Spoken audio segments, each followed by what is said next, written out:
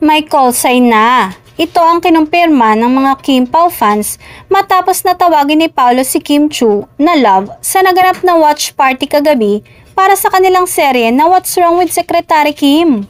Walang taka sa mga tagahanga ng dalawa ang bawat kilos, pati ang pinag-uusapan ni Kim at Paolo. Trending ngayon ang isang video clip kung saan tinawag di umano ni Paolo si Kim Chiu na love sa harap mismo ng media.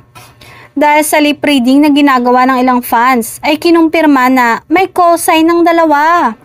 Lalo nga raw magpapakilig sina Paolo at Kim sa proyektong ito dahil sweet-sweetan at nakakaliw ang mga eksena nila. Ang bongga nga dahil ilang araw nung nakakakuha ito ng iba't ibang trending topics sa social media.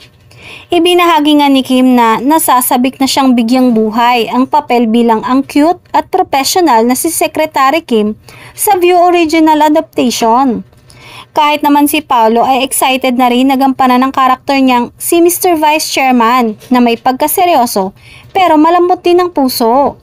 Habang pinapanood ang watch party ay kitang-kita ang kilig at kakaibang ngiti nila sa isa't isa. Pero mas lalo pang kinilig ang mga viewers dahil nakikita nila ang kilos at reaksyon ng dalawa.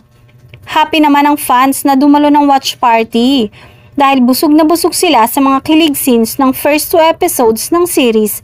Kaya paniguradong magiging patok ito sa view sa iba't ibang bansa na magsisimula ng mapanood sa Lunes, 12 midnight.